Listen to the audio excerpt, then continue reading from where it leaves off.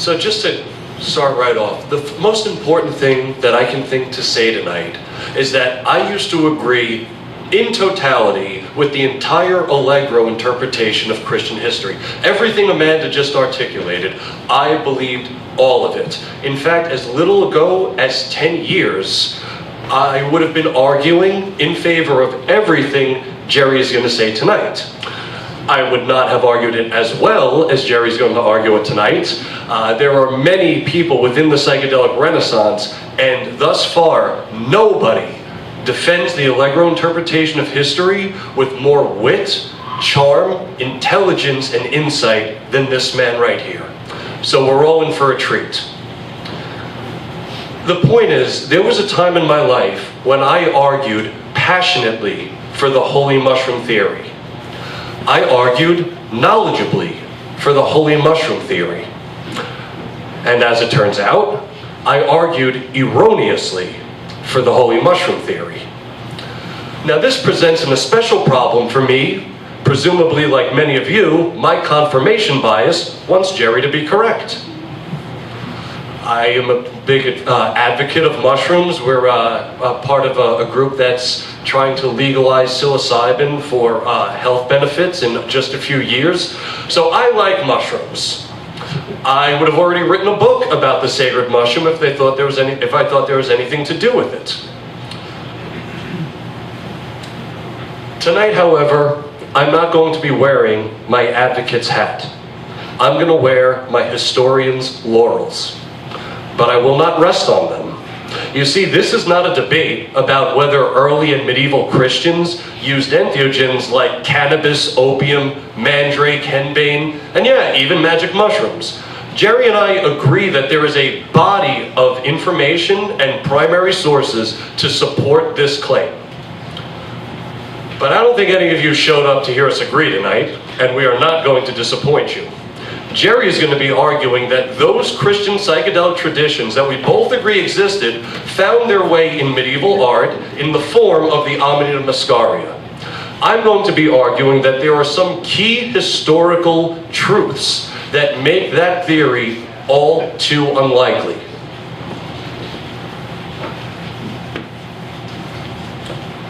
I'm not even going to talk about the art yet. I've heard about mushrooms in Christian art. What I would like to see is an explanation for the complete lack of textual verification for this claim. Hundreds of mushrooms in Christian art, and not one word about this anywhere for almost 2,000 years in print? That is a big problem for the theory. That's one among many. The two that deal with the literary problems, because I do textual criticism and source criticism, so these are the areas I feel most comfortable with. I'm going to outline two big problems in just literary traditions that make this theory so unlikely. The first is textual production and transmission in the ancient world, and the second is the development of Christian apologetics. Apologetics meaning defense from the Greek apologia, so I'm going to get into that in a moment. Beginning with textual production and transmission in the ancient world. If you wanted a book in the ancient world, how did you get your hands on one? There were no organized publishing houses, very few bookstores, and even if you did go to a bookstore, there wasn't a clerk that was there that was going to ask you for your email address so that corporations could spy on you. That's what we deal with today. People in the ancient world dealt with a whole bunch of other things. And one of those things that they dealt with was how they got their manuscripts. So if you wanted a book in the ancient world, you had two ways of getting one. First, you could go to a bookstore. Again, most people didn't do that. Most people, if they wanted a book, found somebody with a copy and copied it out themselves. That's how you got a book. You would either pay the person to copy it out, or you would then pay a scribe to copy it for you. So to give a hypothetical about what this looked like in the ancient world, suppose Diana is a woman living in Thessaly in the 2nd century, and she wants a copy of the Gospel of John. And so she finds a person with a copy of the Gospel of John, and she copies it out. She's an aristocratic woman, she can read and write. Then she takes a business trip to Rome. And while in Rome, she meets Marcus. And Marcus, he's also heard stories from the Gospel of John, and he really likes them. So he asks Diane if he can copy out her manuscript. No skin off her ass, she can make a couple dollars, so she lets him do it. But Marcus, you see, he'd heard other stories about Jesus that had only circulated in Rome and hadn't made their way to Thessaly yet. So he adds those to his manuscript. So now how many versions are there of the Gospel of John? There are two, the one from Thessaly and the one in Rome. But you see, Marcus went on a vacation to Cappadocia in Asia Minor, modern-day Turkey, in modern-day Turkey. And while there, Marcus met Theres. And Theres also wanted a copy of the Gospel of John. But you see, he had heard stories about Jesus that only circulated in Cappadocia, not in Rome, and not in Thessaly. So he copies out He copies out the manuscript of the Gospel of John. Okay, but Marcus says, you know what? I actually like those stories too. How about this? You don't have to pay me to copy out my manuscript, but I want you to produce a second version for me that has your extra story. Now, with two different versions of the Gospel of John. Now, how many are there? There are three totally different versions that are going to get copied over and over and over again for centuries. This was the chaotic state of textual transmission and production in the ancient world. If somebody wanted to mention a magic mushroom, they simply would have done it. This idea of an elite group of priests covering up any, mention of a holy mushroom is simply impossible because of how texts were produced in the ancient world. I'll give you an example of this, in a historical example. In the 5th century of the Common Era, there was a bishop in Syria named Theodoret. Theodoret had heard of a book called the Diatessaron, written by a guy named Tatian. The Diatessaron means through the four. It was Tatian's way of harmonizing the four Gospels, Mark, Matthew, Luke, and John. Why was he trying to harmonize these four Gospels? Because due to the state of textual transmission, there were so many differences between them. But Theodoret, the bishop, found this practice heretical. So he ordered the Diatessaron collected and burned, even bragging that he destroyed 200 copies himself. And you know what? Despite Theodoret's best efforts, despite the best efforts of others just like him, the Diatessaron comes down to us almost completely intact. Why? Because of how manuscripts were produced and transmitted in the ancient world. How could you possibly police this practice? Further, sometimes texts weren't covered up by Christian authors or Christian theologians. Sometimes they found the arguments so persuasive that far from covering up or destroying these texts, they preserved them so as to teach future Christians how to argue against them. This brings me to my second textual problem with the holy mushroom theory, which has to do with the development of Christian apologetics. Christians in the 1st century of the Common Era, when they arrived on the historical scene, were not popular at all. They were despised for centuries by their Jewish neighbors and their pagan neighbors and other Christian neighbors. So much so that the one that survives today is Christianity, we would call Orthodox Christianity. One of the reasons they survived was that they developed Christian apologetics. They developed ways of teaching people how to argue in favor of the faith, because they were being attacked on all sides. Some of the things Christians were attacked for were things like incest, murder, cannibalism, pedophilia, and treason. But we better not bring up the holy mushroom, because that could ruin a guy's reputation, right? Pedophilia, that's fine. Rape, that's fine. But eating a magic mushroom? Oh no. Come on, we're going to offend people if we say that. What it comes down to is this. As much as I would love to believe the holy mushroom theory, what Jerry and every proponent of it is asking everyone in this room, including themselves, is this. We are expected to believe that in the thousands of pages of anti-heretical writings, over 1 million pages of biblical quotations and commentaries by the church fathers, all four Gospels, rewrites, differences among them that we still have preserved today, not to mention the entire Nag Hammadi library, texts discovered since the Nag Hammadi library, the Dead Sea Scrolls, proto-apostolic refutation of Gnostic ideas, all the pagan and Hebraic attacks against all kinds of Christianities, from Nero to Pliny to Diocletian to Julian the Apostate to the Arian controversy. What about all the the numerous schisms and scandals within the church. The papal schism, the anti-popes, as well as many surviving chronicles, letters, diaries, sermons, councils, volumes upon volumes of medieval exempla, all the writings by or about medieval heretics, like the Waldensians, the Cathars, the Hussites, the heresy of the free spirit, the Beguines, Martin Luther's 95 Theses, not a single word about a holy mushroom in any of it. How? How? Hundreds of images in art and not one scrap of a mention in text. Here's what happened. This is actually, despite the two other flaws, this is the fatal flaw in the entire theory. You see, people are looking for mushrooms in art, and I don't even think they know why they are. They are looking for these pieces because Allegro said that his interpretation of certain languages proved that there were hidden references to mushrooms. But everybody, including Jerry, and he'll tell you the same thing, knows that Allegro made up the crucial vocabulary to support his theory. I know it, Jerry knows it, Carl Ruck knows it, any person that deals in dead languages will tell you the same thing.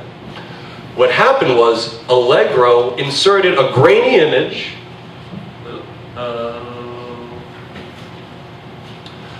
the infamous plain Coralt fresco. Now, at first glance, that does look like an Amanita muscaria, no question about it. It's not, though. It's a tree, and even Allegro came to believe that. He cannot be blamed for adding this to the book. It's a grainy image, and it totally looks like an Amanita muscaria.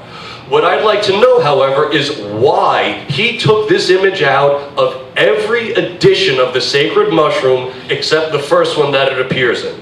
Because he also thought this wasn't a mushroom. He thought it was a tree. After the publication of The Sacred Mushroom and the Cross, John Marco Allegro wrote 6 more books about this stuff and never once expounded upon a mushroom in Christianity. He died sticking with his linguistic theory, thinking that everything that anyone thinks about a mushroom in Christian art is ludicrous. That's from the guy who developed this. So, if you were to Google plain Coralt fresco, psychedelic Christianity, anything like that, these are the 4 images that you're going to see. The 4 ones that come up the most. Now, the first thing you have all noticed is that all of them are different, right? They all are stylistically different, meaning only one of them can actually be closest to the original. But none of them are. All 4 of these have been doctored to look more like a mushroom than the picture actually does. Now, what cracked this case for me was the fact that Jerry is honest. Jerry left a clue in his reproduction of this image in the book that began the unraveling of this whole thing for me.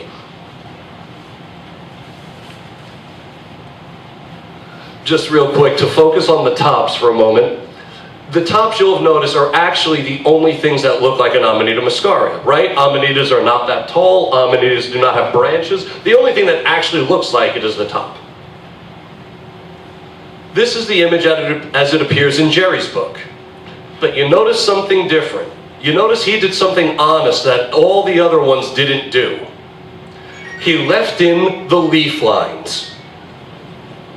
All the other ones got rid of them and enhanced the spots to look bigger. Jerry was honest. Maybe he couldn't explain it, I don't know, but he was honest enough to leave them in. So I wanted to know, okay, it has leaves, it's as tall as people, it has branches growing out of it. What is going on here? I just want to see a picture that has not been doctored in any way of this image. I reached out to a colleague of Jerry and mine, Giorgio Samarini in Italy, and he sent me a completely untouched photo. This is what it actually looks like. That top is not red. In fact, it is so not red that you can compare it to other tiles on the side that are. Those are two different colors. This was probably once a greenish blue or purple color. In fact, just compare it to these robes. Or these robes. These are two totally different colors. That was the red, that was purple. Now, here's the biggest problem. You see, chemists have tested scrapings from this and found traces of cobalt oxide and copper oxide, which were exactly what was used in the medieval world to get blue and green colors. The top was never red. The only thing that makes it look like an Amanita muscaria is because everybody on the internet has lied to all of us. They've all been sharing doctored photos. Now, knowing that this top was once purple and that it explains the branches, it explains the leaf lines, doesn't this look way more like a crabapple tree, if you really think about it? So, I have plenty more to say about this stuff, but I do want to draw a line in the sand real quick before I turn the microphone over to Jerry. I don't want to hear anything about mushrooms and Christian art. I've heard all about that. What I want to hear is from Jerry or John Rush or Carl Ruck or anyone in this room or on this planet to give me a good reason why there is no textual mention for 2,000 years of this, yet suddenly they're appearing in art. I'm going to deconstruct all of the images that have ever been put forth for you tonight. There's plenty more to go with this. So I'll end with this, and I'll return much of the time back to the room because I forgot that I'm a guinea from New York and speak really fast. Entheogens in early Christianity, absolutely. Jerry and I agree on that 100%. Entheogens in early Gnostic Christianity, oh my God, yes! All over the place, up and down the line. No argument there.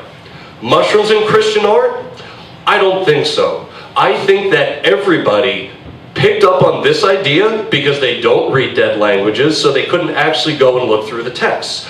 Art is nice and easy to put any interpretation we want onto it, and as I'll show you, every single image, what I just did to this, I can do to all of them. It's not that difficult. The difference is whether you're enthusiastic to find a mushroom or enthusiastic to find the truth. Thank you all so much for listening.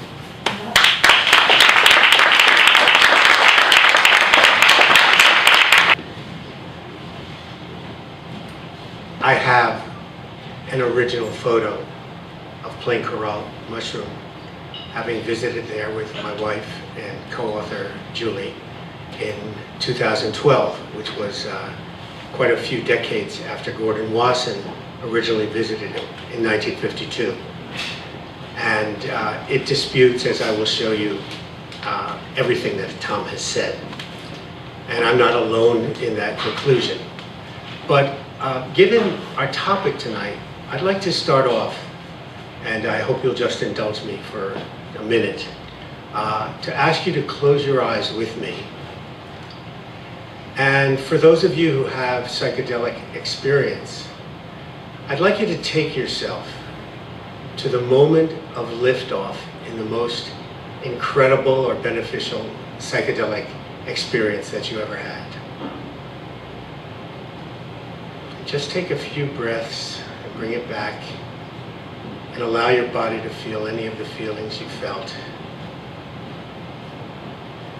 And breathe.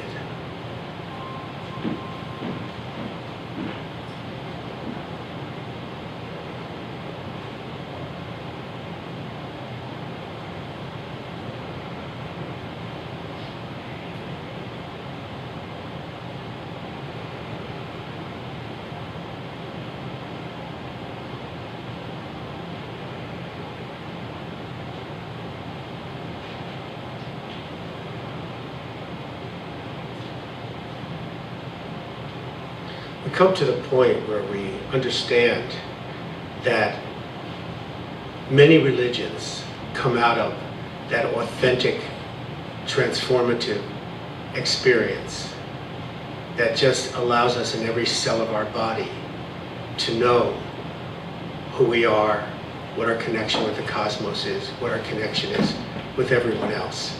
And I want to hold that throughout this conversation, because behind all the words, this is the original religious experience. And this is what is the mycelia that unites this through so many religions, including, as I will argue, Christianity.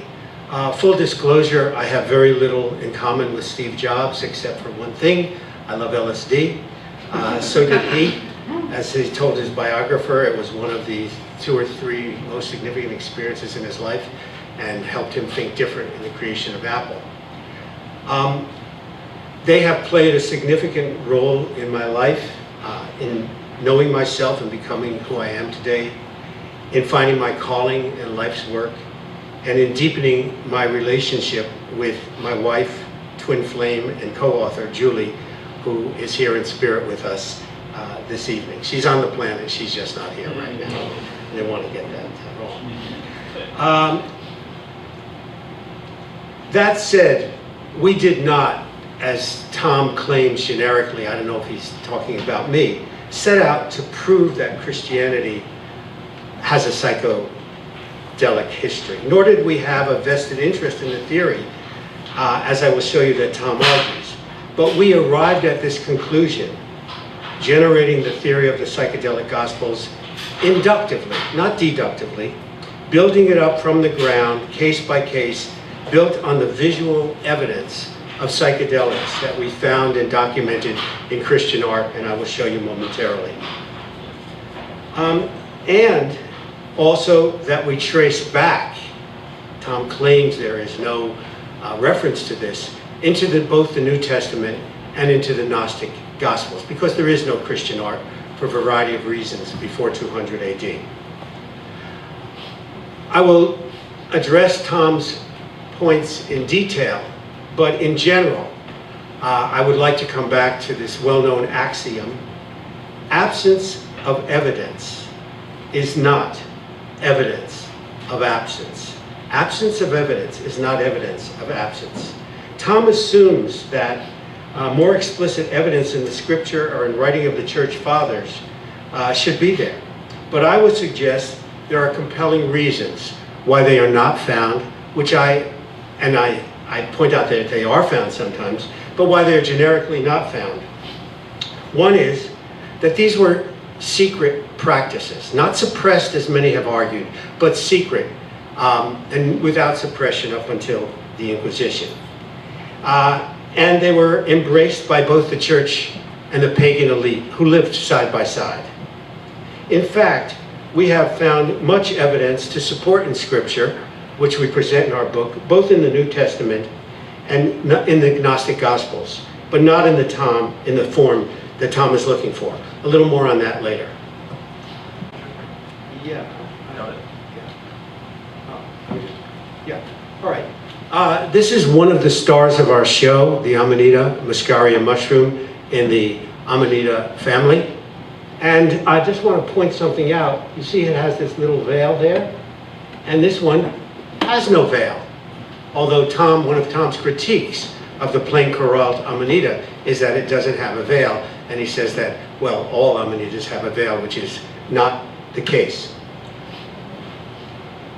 Oh, here's Christmas coming right around the corner, and here's a Christmas display last year of Santa with Amanita mushrooms and a little reindeer head poking out there. And here's a little Christmas joy being brought to you as a gift by the Christmas angel. And here's just the Amanita muscaria elves.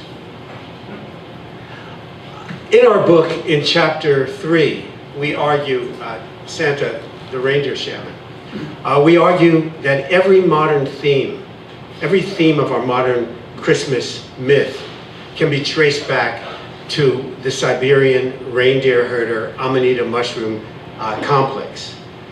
The Christmas tree in relationship with conifers. The Amanita grows in a symbiotic relationship. Its spores take root in the humus, decaying humus. The red suit and trimmed with white, obvious correlation there. The ornaments, because the Siberian reindeer herders, when they went out to harvest the mushrooms under the tree, would put their harvest in the branches to dry. And I could go on and on, a sleigh full of gifts pulled by Rudolph, not the green-nosed reindeer, not the purple-nosed reindeer, but the red-nosed reindeer.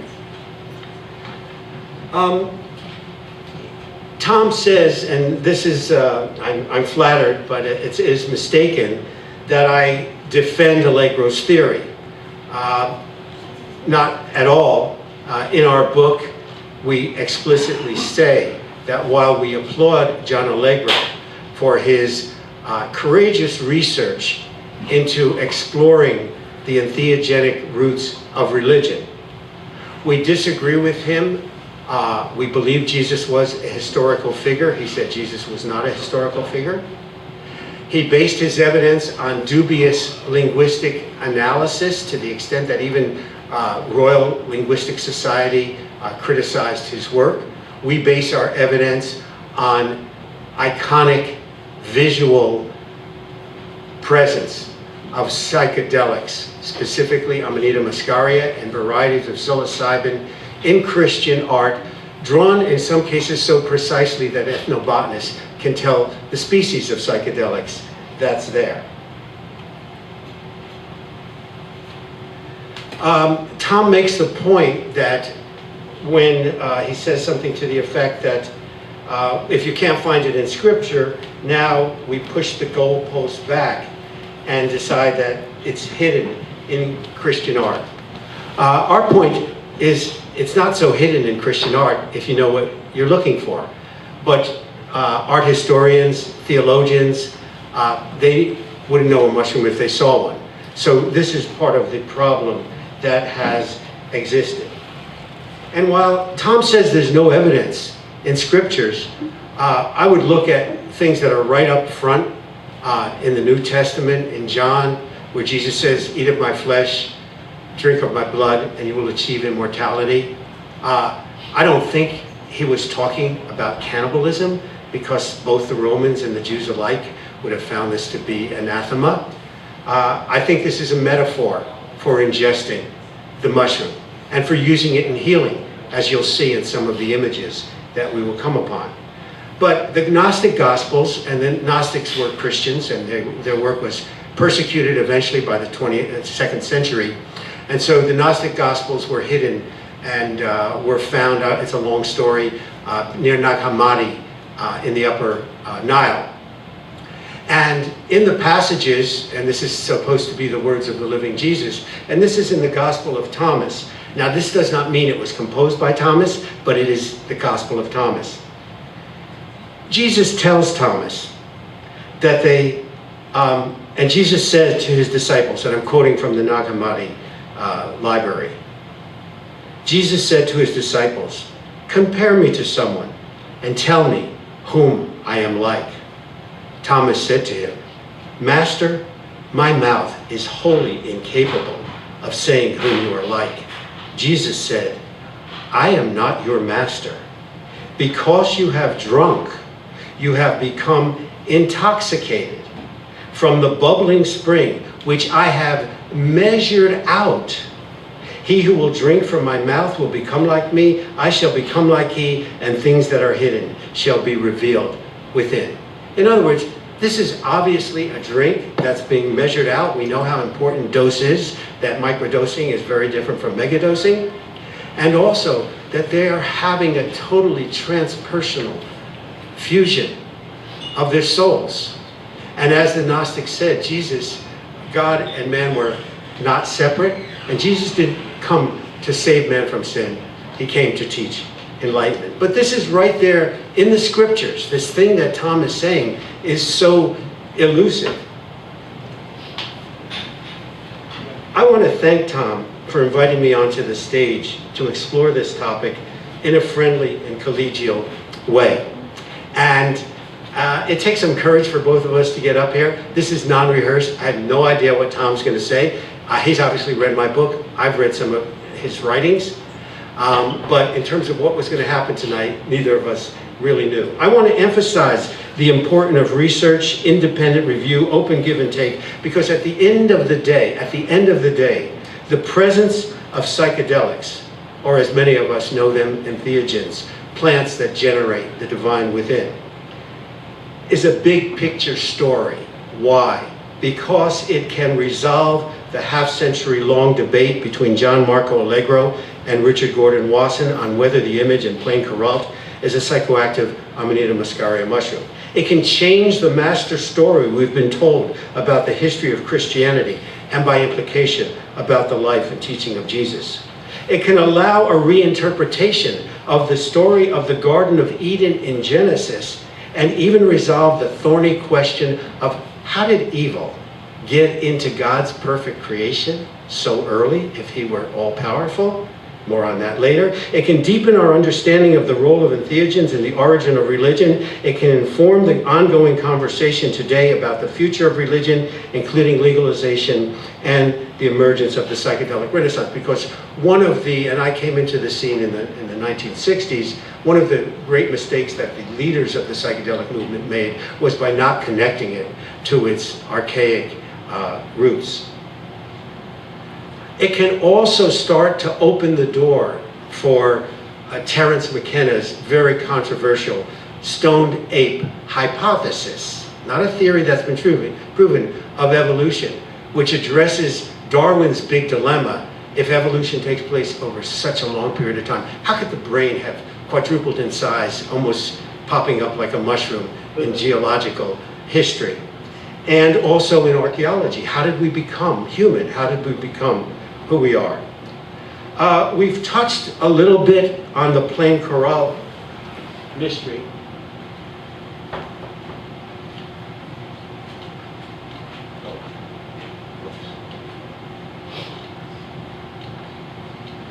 Alrighty. Tom, one more second. Okay, this is the photo that Julie and I took in plain Coralt, a tiny 20 feet wide, 60 feet deep chapel. And this is from 1291. One of the things I want to talk about is that this acrimonious debate waged between R. Gordon Wasson, who said, relying on the art historian Panofsky, who said this is an Italian pine tree, which by the way has upswept branches, not downshaped branches, as mushrooms do. And so Wasson's book, Soma, the Divine Mushroom of Immortality, was published in 1968, 2 years before Allegro's The Sacred Mushroom and the Cross. I think we've talked a little bit about Allegro. Wasson, relying on the then eminent art historian Erwin Panofsky, in a letter he wrote to Wasson in 1952, and all of this fabulous Wasson material is found in the Wasson Ethnomycological Archives at Harvard University. Panofsky, the plant in this fresco has nothing to do with mushrooms, and the similarity with Amanita is purely fortuitous. It is only one example of a stylized Romanesque tree of early Gothic mushroom tree, or Filzenbaum. And so Wasson, in affirming this, defended his view in Soma that the presence of psychedelics in the Bible ends 1,000 years before Christ.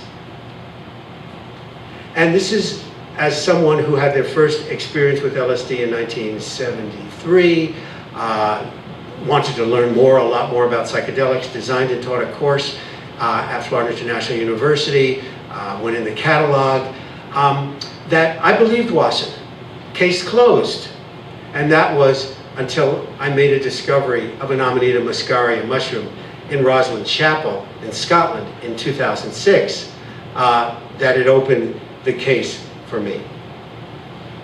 I'll come back to the analysis and interpretation of this a little later on.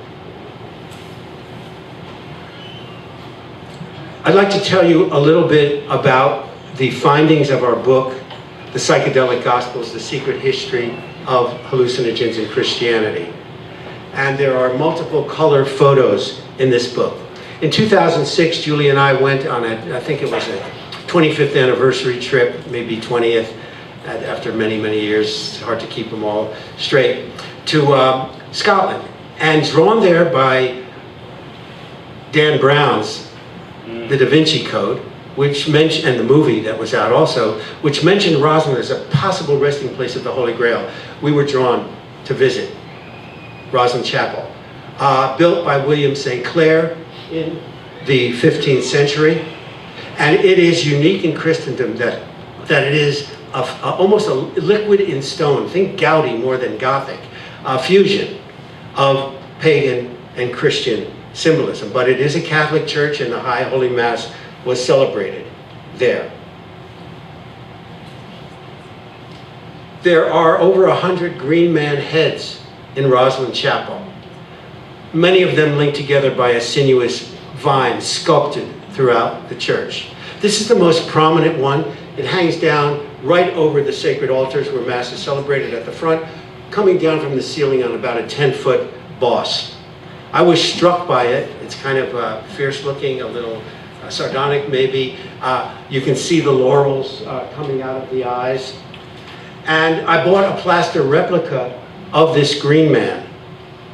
And about 2 weeks later, I was sitting in an Italian restaurant, and I turned it around on the table, and I said, oh my God, this is a replica of an Amanita muscaria mushroom in its phases of development. Its bulb, the veil, and the raised dots sculpted. And this set Julie and my mind spinning.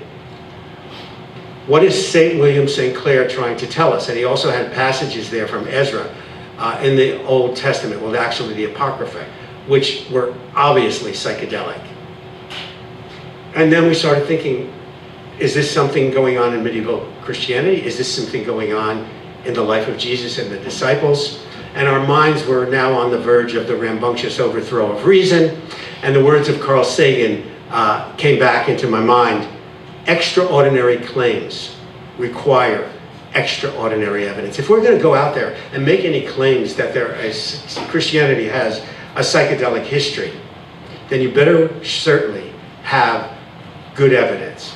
And Judith Brown, no relationship to me, Allegro's daughter, in her book, John Marco Allegro, Maverick of the Dead Sea Scrolls, said had he had more visual evidence, they think he would have had a better chance. Why didn't other people see this? Why has this psychedelic mushroom sat there for 500 years in Rosslyn Chapel, which is much celebrated in poetry and in visitations, and no one noticed it? Why not the tour guides? Why not the church historians? Why not the art historians? Because they have no training in ethnobotany. And as I had one famous art historian at Cambridge, University of Cambridge, tell me, Jerry, after I pointed out mushrooms in the Great Canterbury Psalter, he said, Jerry, I wouldn't know a mushroom if I saw one. There is a quote in the beginning of part 2 of our book that says, from Bergson, the eyes only see what the mind is prepared to comprehend. As we were writing this book, we had the pleasure of meeting the world-famous mycologist, Paul Stamets. And we sat down with Paul, and I showed this to him, and I said, Paul, do you agree that this is an Amanita? And he said, Jerry, this is a taxonomically correct Amanita muscaria. And I said, and this is, I'm so embarrassed about this, I said, Paul, are you sure? That's like, Pope, are you Catholic? And he laughed and he pulled out, he said, let me get my computer. And he pulled it out and he showed me this. He had been to Rosslyn Chapel and other psychoactive mushroom forms that he had found there. Julie and I, after Rosslyn and after 6 years after that, traveled. We said, we couldn't let this go. It grabbed us. And we said, we're never going to rest unless we find out if this idea is true. So we traveled through England and through France. There's a map, and these are the sites. I won't name them all. These are all churches or cathedrals or chapels or abbeys, all the way into Turkey, into Cappadocia, the cave churches of Cappadocia, which have some phenomenal findings. This is in the parish church of St. Martin de Vic in the center of France. And I believe, and I'm not going to ask Tom to respond now, but I'll let him go with that later, that Tom said, I'll have to give you that. This is definitely a psilocybin mushroom. We walk into this church. The outside is drab. We walk in. This is a work of artistic mastery. On this wall in the choir, and I'm looking at this wall, this is Jesus entering Jerusalem. He's on the ass. His disciples are behind him with arms upraised in either a gesture of respect or awe.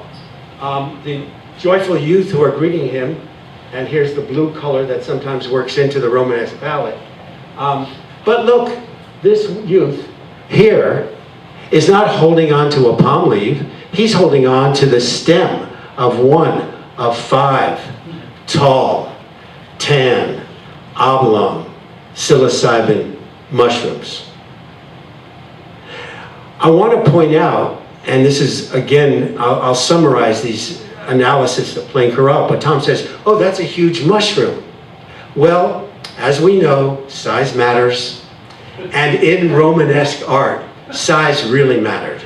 And the reason the artists are making this large is to tell us, hey, this is important. Jerusalem.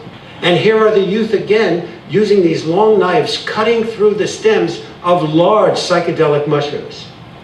This underneath, if that were not enough, this is the Last Supper scene. And this is obviously not a Seder. There's not matzah on the table. They're obviously not eating bread, which would be made in loaves in this time and torn apart by the hands. You see, whoops, you see the same long knives. You see what I believe are mushroom caps. And here,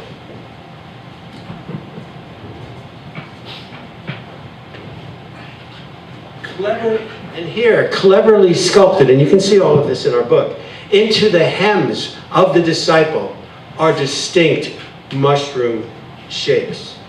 It was at this moment, it was dusk, the church bell started to ring. It was, Julie and I felt we were being transported back to medieval times, and this was our aha moment. This is a different Christology. And this is not so strange because it's not about the scripture, as Tom contends. Because in the 6th century, Pope Gregory said, let art be the Bible of the illiterate. Because most of the population up to the Gutenberg printing press was illiterate. And we're going to put this into the art. And if there's something important, we're going to find it in the art. Now, at this point, we had to check ourselves. Because we've now seen psychedelic mushrooms in plain chorale. We've seen them in the Abbey of Saint-Sauvin, where they put a mushroom right next to a tree, so that the artists are saying, the Benedictine monks are saying, hey, yeah, we know the difference between a tree and a mushroom, just in case you guys in the future don't think we did. We had to ask ourselves, could this be a marginal Catholic cult? Could this be some hippie priests cavorting in the center of France, far from the crown and the church? So Julie and I decided that we needed to visit the high holy places of Christendom. We needed to go to Chartres Cathedral. We needed to go to Canterbury Cathedral. We needed to go to Hildesheim in Germany, and I'll tell you why that's important, to see if we would find evidence in these major Christian places. Here is from the great Canterbury Psalter, which is an illustrated, illuminated prayer book. And here on the folio, the colored folios found on the very first page, there are about 8 folios opening up this large prayer book. This is God creates plants, but as you'll see, this is actually God creating psychoactive mushrooms. The color, shape, and fringes, so this is the amanita with the white dots. This is psilocybin, because we know that psilocybin and psilocin, when they're oxidized with air, turn blue. And the color, shape, and fringes of the 8 tiny mushroom images embedded in this cap suggest Panaeolus, although I cannot absolutely confirm it. And the other one could be another genus, probably Simultaceae, of psilocybin, given the way that it is drawn. There are dozens and dozens of images of psychoactive plants in interesting contexts in the great Canterbury Psalter, which was started about 1180 at the Canterbury Scriptorium where Bibles were made. This one is quite amazing. This is Jesus heals the leper. Jesus has now been baptized. he's off on his healing mission. In the 10th panel of this folio, and I'm reading from her book, under the title Healing the Leper, Decorazione Leprosi, Tom, you can correct me, we see Jesus laying hands on the leper and performing a healing ceremony. The scroll in the leper's left hand, and that's Latin, and I had a Latin scholar translate this. Master, if you want, you may cleanse me. Curiously, the scroll is not directed towards Jesus, but points to and merges with the stem of the tan mushroom at the base of the panel. In turn, Jesus is holding a scroll in his left hand that extends to the back of the leper, saying, I want to be cleansed. Here the artist is making a direct link between Jesus' healing ministry and the curing power of sacred mushrooms. And as we know, all of us who study shamanism or tribal cultures, one of the primary uses of entheogenic plants is for healing. Very simply. This is from one of the icons of Christianity, Chartres Cathedral, about an hour southwest of Paris. There are 176 magnificent stained glass windows in Chartres on 2 tiers because the flying buttresses let them build the walls out. And we found what we believe are psychoactive mushrooms in nearly 10% of the stained glass windows at Chartres. Every window tells a different story. The story of Mary Magdalene, the story of the resurrection, the story of Noah. This is the story of the conversion of Placidus the hunter into Saint Eustace. And we see he's flanked by mushrooms. We see that the cross is coming out between the antlers of a stag.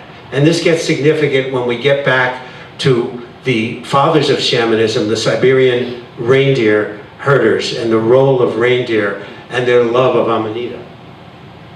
And we see the illuminating hand coming down. The next slide, and I believe this is the last one I'd like to show you. This is from St. Michael's Church in Hildesheim, Germany. In some cases, we don't know who made this art. In some cases, we knew it was Benedictines. In some cases, was it made by the people who made the stained glass windows, the people who financed it, the people who, the church fathers, or a combination of them. Here we do know. We have a chapter in our book called St. Bernard's Secret.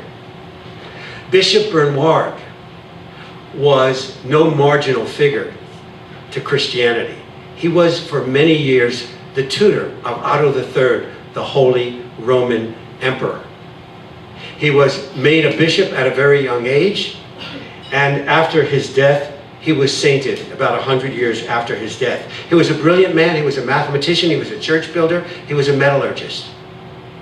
And we have his writings, we have copies, translations from the Latins of prayers and homilies that he gave. But he put his entheogenic legacy into art. He did it in bronze. He cast for the Church of St. Michael 2 very large 13-foot high bronze doors telling about the fall and the redemption. And he also cast a 12-foot high Christ column, about 2 feet plus in diameter, and winding around it in a helix-like fashion is the story of Jesus from the baptism to his entry into Jerusalem. And we found about 7 images of psychoactive mushrooms present. This one is quite remarkable because it is the transfiguration. It is one of only 2 miracles in the Bible where the miracle happens to Jesus rather than him doing the miracle. And here there's the Old Testament prophets appear, and Jesus' disciples are here, and God intersects with humanity and says regarding Jesus, whose light is shining his light on him, hear him, I say unto you, this is my son, hear him well. So these are just a number of examples. I would like to, I'll come back to that.